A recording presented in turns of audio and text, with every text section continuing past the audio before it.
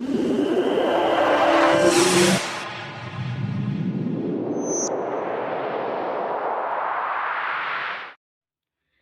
students, welcome to Shraddha classes. Today we are going to study class 8th science textbook chapter Previous class we have discussed about the seed drills. Now our next topic is adding manures and fertilizers. The substances which are added to the soil in the form of nutrient for healthy growth of plant are called manure and fertilizers. Means जो ऐसे substance होते हैं जिन्हें add किया जाता है soil में in the form of nutrient के फॉर्म में for the healthy growth of plant की हेल्दी ग्रोथ के लिए, तो उन्हें हम मैन्योर्स एंड फर्टिलाइजर्स बोलते हैं. Soil supplies mineral nutrient to the crops. जो सॉइल होता है वो सप्लाई करता है मिनरल और न्यूट्रिएंट कहाँ पे? क्रॉप पे. These nutrients are essential for the growth of plant. और ये सारे जो न्यूट्रिएंट हैं वो एसेंशियल हैं प्लांट के ग्रोथ के लिए. In certain areas farmer grow crop from crop after crop in the same field. और बहुत सारे एरियाज में क्या होता है कि जो फार्मर होते हैं वो एक ही फील्ड पे अलग अलग क्रॉप को बार बार ग्रो करते हैं. The field is never uncultivated और फेलो. और जो फील्ड है वो कभी भी अनकल्टिवेटेड या फिर फेलो नहीं रह जाता है. Imagine what happens to the nutrient. लेकिन आप इमेजिन करिए कि जो न्यूट्रिएंट्स उस फील्ड में प्रेजेंट हैं उनका क्या होता है. Continuous growing of crop makes the soil poorer in certain nutrients. बार बार अगर हम जो है एक फील्ड में क्रॉप को ग्रो करेंगे तो उसका जो एक न्यूट्रिएंट है वो जो सॉइल का एक न्यूट्रिएंट होता है वो पुअर हो जाएगा. Therefore farmers have to add manure to the field to replenish the soil. इसलिए जो फार्मर्स हैं उन्हें मैन्योर ऐड करना पड़ता है ताकि उनके जो सॉइल है वो रिप्लेनिश हो जाए. किस चीज़ से? न्यूट्रिएंट से. This process is called manuring. इस प्रोसेस को हम क्या कहते हैं? मैन्योरिंग कहते हैं. So this is the definition of manuring. Improper और insufficient manuring result in weak plant. और अगर हम जो है इनसफिशिएंट मैन्योरिंग करते हैं तो वो वीक प्लांट में रिजल्ट करते हैं. मतलब कि अगर हम प्रॉपर मैन्योरिंग नहीं करेंगे तो प्लांट्स जो हैं वो वीक हो जाएंगे. Manure is an organic substance obtained from decomposition of plant और एनिमल वेस्ट. जो मैन्योर है वो एक ऑर्गेनिक सब्सटेंस है जो बनता है डिकम्पोजिशन ऑफ प्लांट और एनिमल वेस्ट. मतलब कि प्लांट और एनिमल की जो वेस्ट होती है उसकी डिकम्पोजिशन से हमारा मैन्योर जो है वो बनता है. Farmer dump plants and animal waste in pit at open places and allows it to decompose. जो फार्मर्स होते हैं वो डंप करते हैं प्लांट और एनिमल वेस्ट को पिट में ओपनली ताकि वो जो है डिकम्पोज हो जाए. The decomposition is caused by some micro organism. और जो डिकम्पोजिशन होता है वो कॉज होता है माइक्रो ऑर्गेनिज्म. मतलब डिकम्पोजिशन जो है वो माइक्रो ऑर्गेनिज्म के द्वारा किया जाता है. The decomposed matter is used as an organic manure. और जो डिकम्पोज्ड मैटर है उसे यूज़ किया जाता है as organic manure. Did all the plants in all the glasses grow at the same phase? Which glass showed better growth of plants? In which glass was the growth fastest? Fertilizers are chemical substances which are rich in particular nutrients. जो fertilizers होते हैं वो chemical substances होते हैं जो rich होते हैं particular nutrients में. How are these different from manure? लेकिन ये जो फर्टिलाइजर्स हैं वो मैन्योर से कैसे डिफरेंट हैं. Fertilisers are produced in factories. जो फर्टिलाइजर्स होते हैं उन्हें प्रोड्यूस किया जाता है फैक्ट्रीज में. सब example of fertilisers are urea, ammonia, sulphate, super phosphate, potash, NPK, nitrogen, phosphorus, potassium. ये सारे जो हैं वो एग्जाम्पल्स हैं फर्टिलाइजर्स के. The use of fertilizers has helped farmer to get better yield of crops such as wheat, paddy and maize. जो fertiliser का use है उस यूज़ ने फार्मर की क्या हेल्प की है कि उसे बेटर यील्ड भी मिलता है क्रॉप से. Such as wheat, paddy and maize. इन सारी चीज़ों को प्रिपरेशन जो होती है वो फर्टिलाइज़र से होती है. But excessive use of fertiliser has made the soil less fertile. लेकिन अगर हम फर्टिलाइज़र्स को एक प्रॉपर अमाउंट में यूज़ नहीं करेंगे, अगर हम एक्सेसिव यूज़ करेंगे मतलब ज़्यादा यूज़ करेंगे फर्टिलाइज़र्स का, तो ये हमारे सॉइल को क्या बना देगी? लेस फर्टाइल भी बना सकती है. Fertilizers have also become a source of water pollution, और जो फर्टिलाइजर्स हैं वो एक बहुत बड़ा सोर्स ऑफ वाटर पोल्यूशन भी बन चुके हैं. Therefore in order to maintain the fertility of soil we have to substitute fertilizers by organic manure. तो अगर हमें जो है वाटर पोल्यूशन को कम करना है और फर्टिलिटी ऑफ सॉइल को मेंटेन करके रखना है, तो हमें क्या करना होगा, हमें रिप्लेस करना होगा जो फर्टिलाइजर्स हैं उनको ऑर्गेनिक मैन्योर से, और लीव द फील्ड अनकल्टिवेटेड, या फिर हमें फील्ड को अनकल्टिवेटेड ही छोड़ देना चाहिए. The use of manure improve soil texture as well as its water retaining capacity. जो हम मैन्योर का यूज़ करते हैं वो हमारी सॉइल की टेक्सचर को भी इम्प्रूव करती है और वाटर रिटेनिटी कैपेसिटी को भी इम्प्रूव करती है. It replenish the soil with all the nutrient. ये रिप्लेनिश करते हैं सॉइल को हर न्यूट्रिएंट से. Another method of replenishing the soil with nutrient is through crop rotation. और एक दूसरा मेथड रिप्लेनिशिंग सॉइल के रिप्लेनिशिंग के लिए विथ न्यूट्रिएंट, मतलब न्यूट्रिएंट के साथ क्रॉप रोटेशन से, मतलब crop rotation is a process for replenishing the soil with nutrient. This can be done by growing different crop alternatively. और ये किस तरीके से किया जाता है, डिफरेंट क्रॉप्स को अल्टरनेटिवली जो है ग्रो करवाया जाता है. Earlier farmers in northern India use to grow legume as fodder in one season and wheat in the next season. जो नॉर्दर्न इंडिया के जो फार्मर्स थे वो पहले क्या करते थे, लेग्यूम को फोडर की तरह यूज़ करते थे और एक सीज़न में उसे ग्रो करते थे और नेक्स्ट सीजन में वो वीट को ग्रो करते थे. This helps in the replenishment of the soil with nitrogen. और इस चीज़ से उनकी क्या हेल्प हुई कि उन्होंने क्या किया, replenishment of the soil with nitrogen, मतलब कि उनके जो सॉइल है उनका रिप्लेनिशमेंट हो पाया नाइट्रोजन से. Farmers are being encourage to adopt this practice. और फार्मर्स को बहुत एनकरेज किया गया है इस प्रैक्टिस को अपनाने के लिए. इन the previous classes you have learned about rhizobium bacteria. आपने प्रीवियस क्लास में राइजोबियम बैक्टीरिया के बारे में पढ़ा होगा. These are present in the nodule of the root of leguminous plant. और ये कहाँ पे प्रेजेंट होते हैं, नोड्यूल, मतलब कि जो लेग्यूमिनस प्लांट हैं उनके रूट में जो नोड्यूल होता है वहाँ पे वो प्रेजेंट होते हैं. ठीक है. दे फिक्स एटमॉस्फेरिक नाइट्रोजन. और वो क्या करते हैं, एटमॉस्फेरिक नाइट्रोजन को भी फिक्स कर देते हैं. Now there is a difference between fertilizer and manure. This is the most important question that comes in 5 marks or in long question. Okay. Fertiliser. और fertiliser is an organic salt. जो fertiliser है वो क्या है, एक organic salt है. Whereas manure is a natural substance. लेकिन जो मैन्योर है वो नेचुरल सब्सटेंस है obtained by the decomposition of cattle dung, human waste and plant residue. क्योंकि वो ऑब्टेन किया जाता है कैटल डंग से, ह्यूमन वेस्ट से और प्लांट रेसिड्यू से. A fertiliser is prepared in factory. जो फर्टिलाइज़र है उसे प्रिपेयर किया जाता है फैक्ट्री में. Manure can be prepared in the field. जो मैन्योर है उन्हें फील्ड में प्रिपेयर किया जाता है. A fertiliser does not provide any humus to the soil. जो फर्टिलाइज़र है वो ह्यूमस, मतलब कि ह्यूमस को प्रोवाइड नहीं करता है सॉइल में. सॉइल में ह्यूमस नहीं प्रोवाइड करता है. Manure provide a lot of humus to the soil. लेकिन मैन्योर जो है वो सॉइल में ह्यूमस को प्रोवाइड करता है. Fertilizers are very rich in plant nutrient like nitrogen, phosphorus and potassium. जो फर्टिलाइजर्स हैं वो बहुत ज़्यादा रिच होते हैं प्लांट न्यूट्रिएंट में. जो प्लांट न्यूट्रिएंट हमारे होते हैं nitrogen, phosphorus and potassium. Manure is relatively less rich in plant nutrient. लेकिन जो मैन्योर होता है वो रिलेटिवली लेस रिच रहता है, मतलब कि उनमें ज़्यादा प्लांट न्यूट्रिएंट नहीं होते हैं. नेक्स्ट टॉपिक है हमारा advantages of manure. The organic manure is considered better than fertilizer. जो ऑर्गेनिक मैन्योर होते हैं वो कंसिडर किए जाते हैं better as comparison to fertilizers. This is because it enhance the water holding capacity of the soil. क्योंकि जो manure हम ऐड करते हैं सॉइल में तो वो क्या करती है, वाटर होल्डिंग कैपेसिटी को क्या करती है, एनहेंस करती है सॉइल में.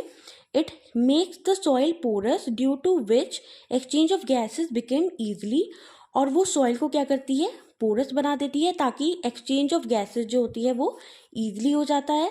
It increases the number of friendly microbe. और ये इंक्रीज करती है number of friendly microbes. It improve the texture of the soil, और ये सॉइल के टेक्सचर को भी इम्प्रूव करता है. Our next topic is irrigation. All living beings need water to live. मतलब कि हर एक लिविंग बीइंग को क्या ज़रूरत पड़ती है? वाटर. जीने के लिए वाटर बहुत ज़्यादा इम्पॉर्टेंट है. Water is important for proper growth and development of fruit, flower and seeds of the plant. जो वाटर है वो फ्लावर, फ्रूट्स और सीड ऑफ द प्लांट के डेवलपमेंट में भी बहुत ज़्यादा हेल्प करती है, उनकी ग्रोथ में भी बहुत ज़्यादा हेल्प करती है. Water is absorbed by the plant root. जो वाटर है वो एब्जॉर्ब किया जाता है प्लांट रूट से. Along with water minerals and fertilizers are also absorbed. और वाटर के साथ साथ मिनरल फर्टिलाइजर्स भी एब्जॉर्ब किए जाते हैं. Plant contain nearly 90% of water. जो प्लांट है वो कंटेन करता है नियरली 90% ऑफ वाटर. सो ये हमारा फिलअप्स में भी आ सकता है कि प्लांट जो है वो कितने परसेंट वाटर कंटेन करता है. तो you will write 90% of water. Water is essential because germination of seeds does not take place under dry condition. Water इसलिए भी essential है, इसलिए भी ज़रूरी है क्योंकि जो germination of seeds होता है वो भी क्या हो सकता है? नहीं हो सकता है अगर कोई ड्राई कंडीशन रहे. मतलब कि ड्राई कंडीशन में germination of seed भी नहीं होगा. तो water is very essential for plant. Nutrient dissolved in water get transported to each part of the plant. जो nutrients होते हैं वो water में dissolve हो जाते हैं और उसके बाद वो ट्रांसपोर्ट होते हैं हर एक पार्ट में. किसके पार्ट में? प्लांट के पार्ट में. हर एक प्लांट के पार्ट में वो क्या हो जाते हैं? डिजॉल्व हो जाते हैं और उसके बाद फिर ट्रांसपोर्टेशन करते हैं. Water also protect the crop from both Frost and hot air current. जो वाटर है वो प्लांट और क्रॉप को क्या करता है? प्रोटेक्ट करता है. किन चीज़ों से? फ्रोस्ट से और हॉट एयर करंट से भी. To maintain the moisture of the soil for healthy crop growth. ताकि जो to maintain the moisture of the soil मतलब कि सॉइल के मॉइस्चर को मेंटेन करने के लिए फॉर हेल्दी क्रॉप ग्रोथ. मतलब कि हेल्दी क्रॉप ग्रोथ के लिए हमें क्या करना होता है कि मॉइस्चर को मेंटेन करना बहुत ज़्यादा ज़रूरी है. और field have to be watered regularly. और फील्ड में हमेशा वाटरिंग रेगुलरली होनी चाहिए. The supply of water to crop at different interval is called irrigation. The supply of water to the crop मतलब कि वाटर की जो सप्लाई होती है क्रॉप में डिफरेंट इंटरवल में मतलब डिफरेंट टाइम पीरियड में, उसे हम क्या कहते हैं? इरिगेशन कहते हैं. The time and frequency of irrigation varies from crop to crop. और जो टाइम होता है या फ्रीक्वेंसी होती है इरिगेशन की वो वेरीज करती है क्रॉप से क्रॉप. मतलब डिफरेंट क्रॉप में डिफरेंट फ्रीक्वेंसी और टाइम रहती है. किस चीज़ के लिए? सप्लाई ऑफ वाटर के लिए. Soil to soil and season to season. In summer the frequency of watering is higher. Why is it so? Summer में क्या होता है कि जो वाटरिंग की फ्रीक्वेंसी होती है वो हायर होती है. लेकिन ऐसा क्यों होता है? Could it be due to the increase of rate of evaporation of water from the soil and leaf. क्या वो इस वजह से होती है क्योंकि वहाँ पे जो रेट ऑफ इवेपोरेशन होती है वो बहुत तेज़ी से होती है. मतलब जो वाटर हम प्लांट पे डालते हैं उनका क्या हो जाता है? वो एयर की तरह इवेपोरेट हो जाती है जिस वजह से ऐसा होता है. Next topic is sources of irrigation. The source of irrigation are well, tubewell, ponds, lake, river, dams and canals. जो हमारा सोर्स ऑफ इरिगेशन होता है वो क्या होता है? वेल्स होते हैं, ट्यूबवेल्स होते हैं, पॉन्ड्स होते हैं, lake, river, dams and canals भी होते हैं. Next topic is traditional method of irrigation. The water available in wells, lake and canal is lifted up by different method in different regions for taking it to the field. मतलब जो water Wales, lake या canals में रहते हैं उनको different reason में lift किया जाता है अलग अलग तरीक़ों से ताकि उन्हें फील्ड में ले जाया जा सके. कैटल और human labour is used in this method. और कैटल भी यूज़ होते हैं और ह्यूमन लेबर भी इस मैथड में यूज़ होते हैं. So these method are cheaper but less effective. लेकिन ये मैथड क्या है? चीपर भी है और लेस इफ़ेक्टिव भी है. The various traditional ways are. और कुछ ट्रेडिशनल वेज क्या है? मोट, पुली सिस्टम, चेन पंप, ढेकली एंड राहत, lever system. Pumps are commonly use for lifting water. जो पम्प्स होते हैं, हैंड पम्प्स वगैरह जो आपके घर पे भी लगे होते हैं, वो यूजुअली वाटर को लिफ्ट करने के लिए लगे होते हैं. Diesels, biogas, electricity and solar energy is use to run these pump. Diesel, biogas और इलेक्ट्रिसिटी या फिर सोलर एनर्जी को क्या करवाया जाता है, इज यूज टू रन, मतलब कि इन पंप को रन करने के लिए डीजल, बायोगैस, इलेक्ट्रिसिटी और सोलर एनर्जी का यूज होता है. You can also C in diagram, these are the traditional method of irrigation. Next topic, modern method of irrigation. Modern method of irrigation helps us to use water economically. The main method used are as follow. First is sprinkler system. The system is more useful on the uneven land where sufficient water is not available.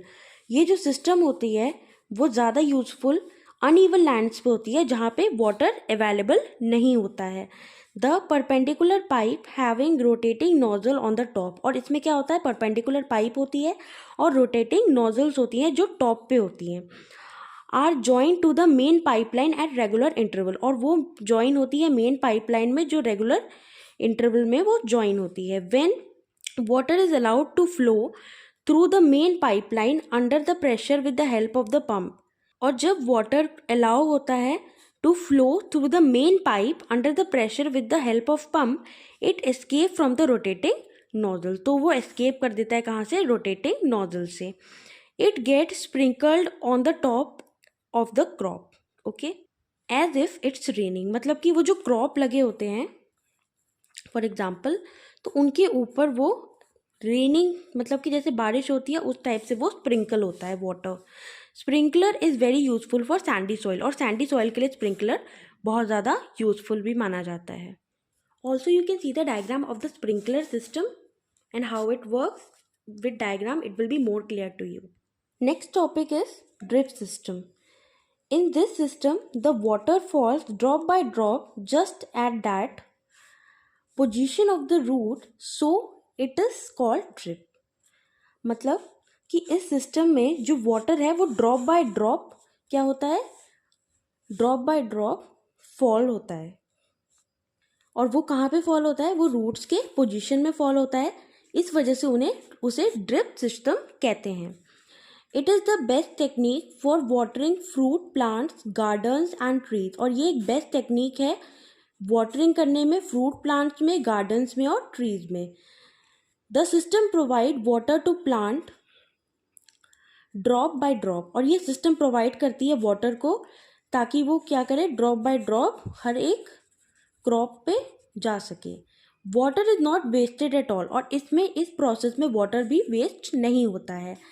It is a boon in region where availability of water is poor. और यहाँ पे किस reason में, मतलब कि जहाँ पे water की अवेलेबिलिटी बहुत ज़्यादा कम होती है उस जगह पे ये जो हमारा प्रोसेस है, ड्रिप सिस्टम है, ये एक बून की तरह होता है. बून का मतलब कि एक वरदान की तरह यूज होता है. You can also see the diagram of the drip system. Next topic is protection from weeds. In a field many other undesirable plant may grow naturally along with the crop. Field में बहुत सारे undesirable plant भी होते हैं जो naturally grow हो जाते हैं क्रॉप के साथ. These undesirable plant are called weed. और ये जो अनडिजायरेबल प्लांट होते हैं इन्हें हम क्या कहते हैं, वीट कहते हैं. So this is the definition of wheat. The removal of wheat is called weeding. जो रिमूवल ऑफ वीट मतलब कि जब वीट को रिमूव किया जाता है उस प्रोसेस को हम वीडिंग कहते हैं. This can come in the fill ups as well. Weeding is necessary since weeds compete with the crop plant for water, nutrient, space and light. और वीडिंग क्यों नेसेसरी है, क्योंकि जो वीड हैं वो compete करते हैं क्रॉप प्लांट्स के लिए को वाटर, न्यूट्रिएंट, स्पेस और लाइट के लिए. Thus they affect the growth of crop. और वो अफेक्ट करते हैं क्रॉप के ग्रोथ में भी. Some weed interfere even in harvesting. कुछ वीड्स जो होते हैं वो इंटरफेयर करते हैं हार्वेस्टिंग में भी and may be poisonous for animal. और वो पॉइजनस भी हो सकते हैं एनिमल्स के लिए एंड ह्यूमन बीन, और ह्यूमन बीन के लिए भी. Farmer adopt many ways to remove weed and control their growth. और जो फार्मर है वो बहुत सारे ऐसे तरीके जो हैं वो यूज़ करते हैं, बहुत सारे ऐसे वेज यूज़ करते हैं ताकि वो वीड्स को रिमूव कर सकें और उनके ग्रोथ को कंट्रोल कर सकें। Tilling before sowing of crop helps in uprooting and killing the weeds. जो टिलिंग होता है, सोइंग ऑफ क्रॉप मतलब कि क्रॉप को सो करने से पहले जो हम टिलिंग करते हैं वो हेल्प करता है अपरूटिंग में और वीड्स को किल करने में, विच में then dry up and get mixed with the soil. जो तब ड्राई अप हो जाएगा और उसके बाद वो सॉइल के साथ मिक्स हो जाएगा। The best time for the removal of weed is before they produce flower and seeds. और जो बेस्ट टाइम है वीड्स को रिमूव करने का वो तब है जब before they produce flower and seeds, मतलब कि जब तक वो फ्लावर और सीड प्रोड्यूस करने से पहले हम रिमूवल ऑफ वीड्स कर सकते हैं, मतलब वीड्स को रिमूव कर सकते हैं। The manual remover includes physical removal of weeds by uprooting और cutting them close to the ground. और जो एक मैनुअल रिमूवल होता है वो एक फिजिकल रिमूवल ऑफ वीड कहलाता है। अब वो कैसे कहलाता है, वो जो ग्राउंड होता है, ग्राउंड से हम क्या करते हैं, उसको ग्राउंड से क्लोज वीड्स को कट कर देते हैं फ्रॉम टाइम टू टाइम। मतलब टाइम टू टाइम जब भी वो ग्रो होते हैं तब हम उसे ग्राउंड के तरफ से कट कर देते हैं, बिल्कुल क्लोज टू ग्राउंड, ताकि वो फिर से ग्रो ना करें। This is done with the help of खुरपी। और ये किसकी हेल्प से किया जाता है, खुरपी के हेल्प से किया जाता है। तो ये भी आपके वन वर्ड में आ सकता है। A seed drill is also use to uproot weeds. और जो सीड ड्रिल है वो भी हेल्प कर सकता है हमारे किसमें, अप्रूवमेंट ऑफ वीड्स में। Weeds are also controlled by using certain chemicals called weedicide. और जो वीड्स हैं उन्हें हम कंट्रोल कर सकते हैं कुछ केमिकल से, उस केमिकल का नाम है वीडिसाइड, लाइक 2,4-D। ठीक है, ये हमारे केमिकल का नाम है जो हमारा वीडिसाइड है, जो हमारे क्या करता है, वीड के रिमूवल में हेल्प करता है। These are sprayed in the field to kill the weed। और ये हमारे फील्ड में क्या होता है, स्प्रे किए जाते हैं ताकि वीड्स को किल किया जा सके। They do not damage the crop। और वो क्रॉप को डैमेज नहीं करते हैं। The weedicides are diluted with water to extent required and sprayed in the field with sprayer। और जो हमारे वीडिसाइड्स होते हैं उनको वाटर में डाइल्यूट किया जाता है, मिलाया जाता है ताकि उसकी क्वांटिटी जो है वो इंक्रीज हो और वो पूरे फील्ड पे स्प्रे हो पाए with the help of sprayer. You can see the diagram of spraying weedicide as well. As already mentioned, the weedicides are sprayed during the vegetative growth। जैसा कि पहले ही बताया गया है कि जो वीडिसाइड है वो स्प्रे किया जाता है वेजिटेटिव ग्रोथ के टाइम पे ऑफ वीट, जब वीट की वेजिटेटिव ग्रोथ होती है। Before flowering and seed formation, मतलब फ्लावरिंग और सीड फॉर्मेशन से पहले। स्प्रेइंग ऑफ वीडिसाइड में affect the health of farmer. लेकिन जो फार्मर्स हैं जो स्प्रे करते हैं वीडिसाइड्स को, उनके हेल्थ पर इफेक्ट पड़ सकता है। So they should use these chemical very carefully. इसलिए उन्हें ये सारे केमिकल्स को बहुत ज़्यादा केयरफुली यूज़ करना चाहिए। With a piece of they should cover their nose and mouth with a piece of cloth. उन्हें जो है जब ये प्रोसेस कर रहे होते हैं तो उन्हें क्या करना होता है, अपने नोज़ को और अपने माउथ को एक पीस ऑफ क्लॉथ से कवर करना पड़ता है during spraying of these chemical, जब वो केमिकल्स को स्प्रे कर रहे हैं। Our next topic is harvesting. Harvesting of a crop is an important task। जो harvesting of crop है वो बहुत ज़्यादा important task होता है। The cutting of crop after it is mature is called harvesting। जब crop जो है वो mature हो जाता है उसके बाद जो उसकी cutting होती है उसे हम harvesting कहते हैं। In harvesting crops are pulled out और cut close to the ground. Harvesting के टाइम पे जो क्रॉप्स होते हैं उन्हें पुल आउट किया जाता है। पुल आउट का मतलब होता है खींचा जाता है, निकाला जाता है, या फिर और cut close to the ground, ground से क्लोज उन्हें कट किया जाता है। It usually takes 3 to 4 months for a cereal crop to mature. और ये 3 से 4 महीने लेता है सीरियल क्रॉप को मैच्योर होने में। तो ये भी हमारा फिलअप्स के उसमें या फिर वन वर्ड में आ सकता है। Harvesting in our country is either done manually by sickle. जो हमारी कंट्री में हार्वेस्टिंग होता है वो सिकल से किया जाता है, और by a machine call harvester, या फिर मशीन से जिसे हम हार्वेस्टर भी कहते हैं।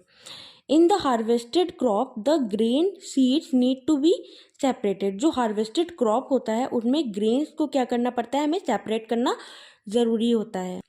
फ्रॉम द चेफ, मतलब चेफ से हमें क्या करना होता है, उसको सेपरेट करना ज़रूरी होता है। This process is called threshing, इस प्रोसेस को हम थ्रेशिंग भी कहते हैं। तो ये भी हमारा वन वर्ड में या फिर फिलअप्स में आ सकता है। This is carried out with the help of a machine called combine, और इसे कैरिड आउट किया जाता है एक मशीन से जिसे हम कंबाइन भी कहते हैं। इसका यहाँ पे डायग्राम भी बना हुआ है, आप देख सकते हो। Which is in fact a combined harvester and thresher, वो दोनों है, हार्वेस्टर भी है और थ्रेशर भी है, मतलब वो कंबाइंड है।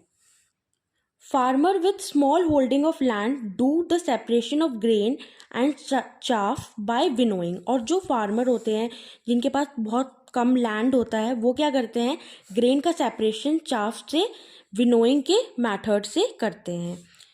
You can also see the winnowing machine, there is a diagram of winnowing machine. Our next topic is storage. Storage of produce is an important task. अब जो हमने प्रोड्यूस कर दिया है उसका स्टोरेज, मतलब कि उसे रखने का एक जो हमारा तरीका है या फिर जिस जगह पे हम रख रहे हैं वो एक बहुत ज़्यादा इंपॉर्टेंट टास्क होता है। If the crop grain are to be kept for longer time, अगर क्रॉप ग्रेन को हमें ज़्यादा समय तक रखना है, they should be safe from the moisture, तो उन्हें क्या करना पड़ेगा, हमें उन्हें सेफ रखना पड़ेगा मॉइस्चर से, इंसेक्ट से, रैट से और माइक्रो ऑर्गेनिजम्स से। The fresh crop has more moisture, और जो फ्रेश क्रॉप होता है उसमें ज़्यादा मॉइस्चर होता है। If freshly harvested grains are stored without drying, अगर फ्रेशली हार्वेस्टेड ग्रेन्स जो हैं वो स्टोर किए जाते हैं बिना उन्हें ड्राई किए हुए, दे मे गेट स्पॉइल्ड और अटैक्ड बाय ऑर्गेनिज्म, तो वो ख़राब हो जाएंगे या फिर उनमें ऑर्गेनिजम्स अटैक कर देंगे। लूजिंग देयर जर्मिनेशन कैपेसिटी, और वो लूज भी कर देते हैं अपनी जर्मिनेशन कैपेसिटी को। Hence before storing them the grain are properly dried in the sun, तो जब भी हम उन्हें स्टोर करेंगे तो सबसे पहले हमें मेक श्योर करना पड़ेगा जो हमारे ग्रेन्स हैं वो प्रॉपरली ड्राइड हो चुके हैं, मतलब कि सूख चुके हैं सन में, to reduce the moisture in them, ताकि उनके अंदर जो भी मॉइस्चर प्रेजेंट होगा वो रिड्यूस हो जाएगा। This prevent the attack by insect pest, ये प्रिवेंट करता है इंसेक्ट पेस्ट से अटैक में, बैक्टीरिया में, और मतलब बैक्टीरिया फंजाई जो है वो हमारे ऑर्गेनिजम्स हुए जो अटैक करते हैं, और इंसेक्ट पेस्ट से भी वो प्रिवेंट करता है। Farmers store grain in jute bags और मेटालिक बिन्स, जो फार्मर्स होते हैं वो क्या करते हैं, स्टोर करते हैं अपने ग्रेन को जूट के बैग में या फिर मेटालिक बिन्स में। However large scale storage of grain is done in silos and granaries, लेकिन अगर ज़्यादा जो है स्केल की स्टोरेज है, मतलब कि ज़्यादा अमाउंट ऑफ ग्रेन्स हैं, तो वो कहाँ पे किए जाते हैं, सीलोज और ग्रानियर्स में। सो ये भी हमारा फिलअप्स में आ सकता है कि जो large scale storage of grain है वो हम कहाँ पे कर सकते हैं। To protect them from pest like rats and insects, ताकि हम उन्हें प्रोटेक्ट कर सके पेस्ट से जो रैट्स और इंसेक्ट्स होते हैं।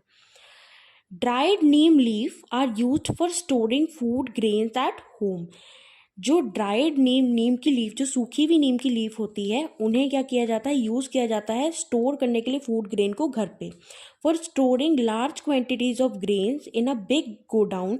लेकिन अगर हमें लार्ज क्वांटिटी ऑफ ग्रेन को बिग गोडाउन्स में स्टोर करना है, specific chemical treatment are required, तो वहाँ पे हमारा जो है केमिकल ट्रीटमेंट जो है वो अप्लाइड होता है, वो रिक्वायर्ड होता है। To protect them from pest and micro organism, ताकि हम उसे प्रोटेक्ट कर सके पेस्ट से और माइक्रो ऑर्गेनिज्म से। Our next topic is food from animals. After completing this table, you must have seen that like plants, animals also provide us with different kind of food.